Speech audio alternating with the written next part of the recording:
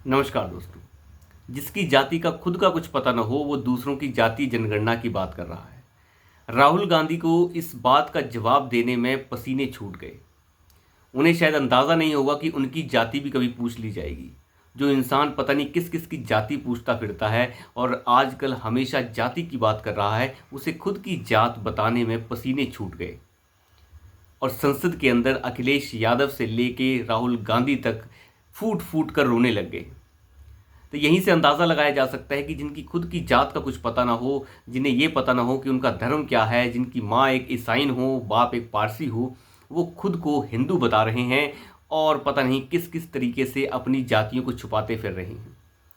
लेकिन दूसरों की वो जाति जनगणना के बारे में बात करते हैं। ये वही पार्टी है जो कहती है न जात पर न पात पर, वोट पड़ेगा हाथ पर। ये सारे काले कारनामे जो हैं निर्मला सीतारमण और अनुराग ठाकुर ने गिनवाए हैं राहुल गांधी को संसद के अंदर। अभी 2 दिन पहले राहुल गांधी संसद के अंदर बोल रहे थे, जब वो गीता का भी उल्लेख कर रहे थे और साथ ही साथ कह रहे थे कि जो चक्रव्यूह बना है भारतीय जनता पार्टी ने, उसे हम भेद देंगे। अभिमन्यु को जिस तरीके से जो है हरियाणा के 1000 साल पहले जो है मारा गया, इस तरीके की बातें राहुल गांधी कर रहे थे। न सिर था न पैर था बात का। क्या मतलब है अभिमन्यु का किसी चीज़ चक्रव्यूह से? चक्रव्यूह का क्या मतलब है भाजपा से? चक्रव्यूह का मतलब क्या है शिव से? पता नहीं कौन कौन सा कहाँ का ईंट कहाँ का रोड़ा जो है राहुल गांधी ने मिलाने की कोशिश की। खैर वो उनका अंदाज है, लेकिन उनके अंदाज को अनुराग ठाकुर ने भेद दिया है। अनुराग ठाकुर का पूछना बिल्कुल साफ था कि तुम अपनी जाति बताओ कि तुम्हारी जाति क्या है। अपनी जाति तो बताते नहीं हो और जाति जनगणना की बात करते हो। हलवा सेरेमनी के ऊपर जो है सवाल उठाते हो, जहाँ पर वित्त मंत्रालय में हलवा सेरेमनी होती है। मुंह मीठा करने की एक प्रथा है। मुंह मीठा करने की प्रथा जो है सालों से चली आ रही है। लेकिन अनुराग ठाकुर ने पूछा कि तरह तरह के जब घोटाले हुए, चाहे जीप घोटाला हुआ, बोफोर्स घोटाला हुआ, CWG घोटाला हुआ, कोयला घोटाला हुआ, 2G घोटाला हुआ, 3G घोटाला हुआ, इन सभी घोटालों के अंदर राहुल गांधी ने कितना हलवा खाया? उस हलवे का स्वाद फीका था या मीठा था? इस बात का जवाब राहुल गांधी के पास नहीं था। अनुराग ठाकुर ने यह भी पूछा कि भगवत गीता का मजाक उड़ाने के लिए राहुल गांधी उसका उल्लेख कर रहे थे, क्योंकि ना भगवत गीता इस इंसान ने कभी पढ़ी है, ना उसे हाथ में पकड़ा है। अभिमन्यु को 6 लोगों ने मार डाला, इसे यह भी नहीं पता कि अभिमन्यु को 7 लोगों ने मारा था। अंदाज़ा लगा के देखिए, अनुराग ठाकुर ने यह भी कह डाला कि तुम्हारे पास जो स्क्रिप्ट, जो चिट्ठी लिख के आती है, वो चिट्ठी लिखकर कहाँ से आती है? तुम्हारे पास चिट्ठी लिखकर आती है जॉर्ज सोरोस से, अमेरिका से, जो तुम्हें पैसा देता है। तुम्हारे पास चिट्ठी कहाँ से आती है? तुम्हारे पास चिट्ठी उन पिट्ठुओं से आती है जिन लोगों के तुम यहाँ पे दलाल हो। आप अंदाज़ा लगा सकते हैं कि पहली बार ऐसा हुआ कि जॉर्ज सोरोस का नाम जो है यहाँ पर लिया गया, अंकल सैम का नाम यहाँ पर लिया गया, उन पिट्ठुओं का नाम लिया गया जो कांग्रेस की दलाली बाहर बैठकर करते हैं। लेकिन किसी के पास इसका कोई जवाब नहीं था। कांग्रेस पार्टी बिल्कुल हताश महसूस होकर रही थी। राहुल गांधी फूट फूट कर कह रहे थे कि तुम कुछ भी कर लो, तुम कुछ भी बोल लो, मेरे ऊपर जितना मर्जी हमला कर लो, मैं तो जाति जनगणना करा के रहूँगा। राहुल गांधी से कोई पूछे, यार जाति जनगणना तुम कहाँ से करा लोगे? तुम्हारी सरकार है क्या कहीं पे? और जहाँ पर तुम्हारी सरकार है कर्नाटक में, तुम जाति जनगणना करा चुके हो, तो उसकी रिपोर्ट सामने क्यों नहीं रखते? ये बेशर्म है, बिल्कुल झूठ बोलते हैं सुबह शाम। नीतीश कुमार पहले ही जाति जनगणना का एक जो है ढिंढोरा पीट चुके हैं और करा भी चुके हैं। हालांकि जनगणना कराना जो है वो केंद्र सरकार के अधीन होता है, लेकिन इन्होंने सर्वे के नाम पे एक जाति जनगणना बिहार के अंदर कराई, जब कांग्रेस पार्टी नीतीश कुमार के साथ मिलकर जो सरकार चला रही थी।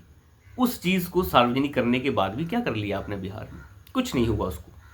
आंकड़े लगभग वैसे ही थे जैसे पहले हुआ करते थे, ज़्यादा कोई फ़र्क नहीं था। थोड़ा बहुत फ़र्क आया था, लेकिन कुछ चीज़ें उससे सामने भी आई, लेकिन कुछ उसका धरातल के ऊपर कोई प्रभाव नहीं पड़ा।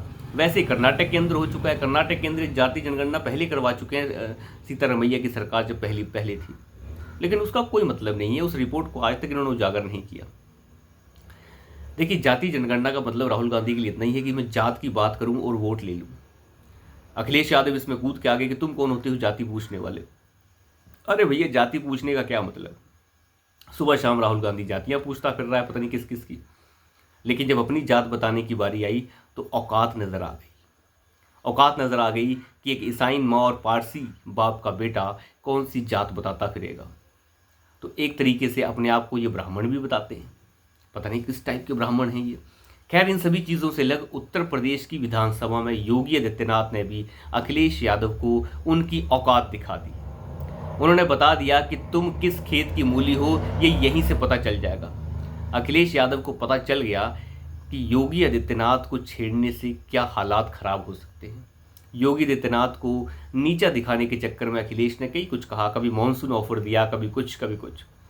लेकिन योगी आदित्यनाथ ने कल एक ऐसी बात कर दी जिसके बाद अखिलेश यादव का रंग उतर चुका है।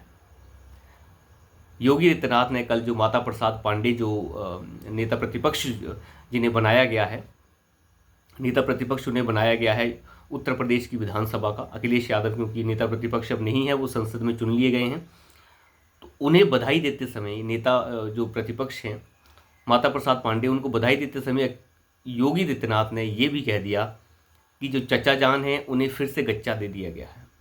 चचा जान जो हैं वो बैठे ही रह गए और माता प्रसाद पांडे को नेता प्रतिपक्ष बना दिया गया। इस बार फिर से चचा जान को गच्चा मिल गया है। तो इसके ऊपर जो है शिवपाल यादव जो है कोई जवाब ही नहीं दे पाए। 10-15 मिनट बाद वो दोबारा उठते हैं और कहते हैं कि मैं इसके ऊपर जवाब देना चाहता हूँ। जवाब देते देते वो बेचारे ये भी बोल गए कि हम तो आपके संपर्क में थे, आपके संपर्क में भी थे योगी जी, और जब हम 3 साल आपके संपर्क में रहे आपने भी हमें कच्चा दे दिया। अंदाज़ा लगा के देखिए, शिवपाल यादव ने वो लकीर, वो एक बड़ी दरार उसे और चौड़ा कर दिया जो अखिलेश यादव और उनके परिवार के बीच में दिखती है। आपको पता ही है अखिलेश यादव ने किस तरीके से अपने बाप से पार्टी छीन कर, अपने चाचाओं से पार्टी छीन कर उस पार्टी के क्या हालात कर दिए। लेकिन जो दरार है वो अपने ही परिवार में इतनी बड़ी है और अखिलेश यादव बातें करते हैं योगी आदित्यनाथ की सरकार को गिराने की। तो चचा ने ये साबित कर दिया कि भले ही वो समाजवादी पार्टी में हैं, लेकिन उनका मन समाजवादी पार्टी में नहीं है। भले ही भाजपा उन्हें ले रही हो नहीं ले रही हो वो एक अलग बात है, लेकिन इतनी बड़ी बात बोलना। और जब अखिलेश यादव से ये पूछा गया कि आपके चचा जान ने ऐसे कहा है, तो अखिलेश यादव के पास इसका कोई जवाब नहीं था। वो असहज महसूस कर रहे थे। तो योगी आदित्यनाथ ने एक बार फिर साबित कर दिया है कि वो बिल्कुल खुलकर खेलेंगे और खुलकर एक्शन करेंगे। और अब जब दिल्ली से वो वापस आ चुके हैं तो अपने आप में योगी आदित्यनाथ ने जो एक्शन लिया है वो एक्शन बता रहा है कि योगी आदित्यनाथ अब रुकेंगे नहीं। उन्हें अगला टारगेट साफ दिख रहा है। आने वाले आगामी 10 विधानसभाओं के उपचुनाव में किस तरीके से उत्तर प्रदेश को काम करना है, और ख़ास तौर पर अयोध्या जो फैज़ाबाद लोकसभा क्षेत्र के अंदर मिल्कीपुर विधानसभा है उसके उपचुनाव में क्या होना है, ये ज़्यादा मायने रखता है। तो देखते हैं इसमें क्या होता है। तो अभी के लिए इतना ही। धन्यवाद।